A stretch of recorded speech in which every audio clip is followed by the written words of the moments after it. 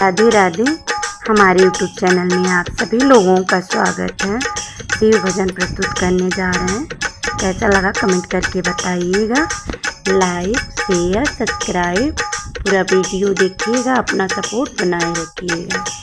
बीतल जाली हमरो मरिया सोना हो बोला, बीतल जाली हमरो मरिया सोना हो बोला। रहो रे मड़ैया में बोला हम नहीं रहब, रहो रे मड़ैया में बोला हम नहीं रहब। टप टप टप केला पानी बहिन सुकुआ रे बानी। टप टप टप केला पानी हमत सुकु आरे बानी। बीतल जाले हमरो मरिया सोना हो बोला, बीतल जाले हमरो मरिया सोना हो बोला।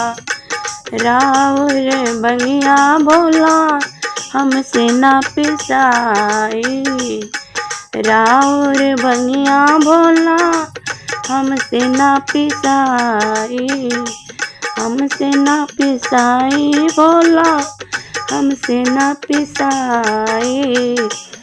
दुखत बड़े हमरो कैला ई सोना हो बोला, दुखत बड़े हमरो कहलाई सोना हो बोला।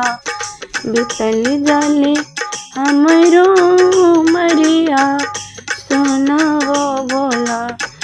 राउर नगवा बोला हमके डरावे, राउर नगवा बोला हमके डरावे, हमके डरावे बोला हमके डरावे। हम हैं महलों की रानी सोना हो बोला, हम हैं महलों की रानी सोना हो बोला। बीतल जाले हमरो मरिया सोना हो बोला। राउर बुतवा बोला हमके डरावे, हमके डरावे बोला हमके डरावे। हम हैं महलों की रानी सोना हो बोला, हम हैं महलों की रानी सोना हो बोला। बीतल जले हमरो उमरिया सोना हो बोला।